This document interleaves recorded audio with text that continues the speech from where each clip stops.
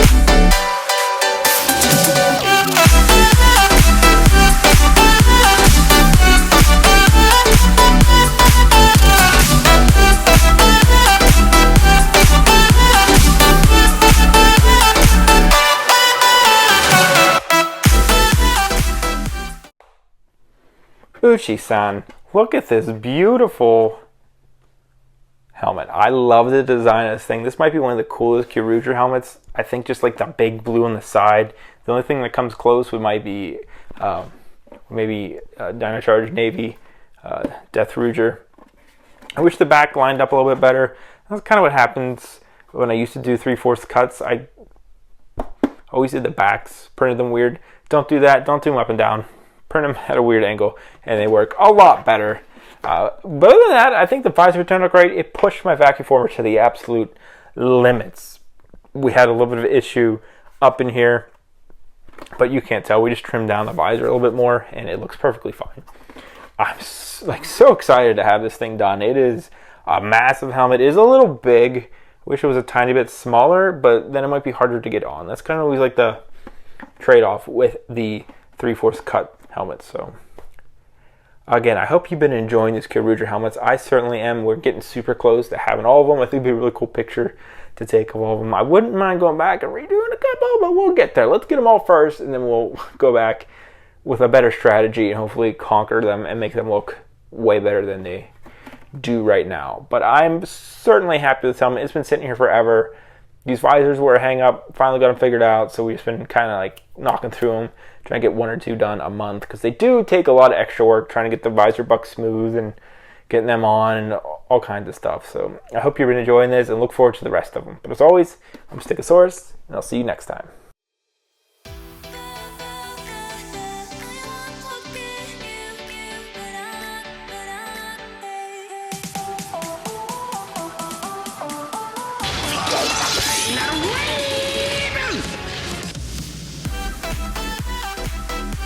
You can follow me on TikTok, Instagram, and Twitter at Stickasaurus, Facebook, Stickasaurus Cosplay Props and Toys, Twitch, Stickasaurus Rex. We're live every Saturday, Sunday, twice a day, working on helmets live as well throughout the week.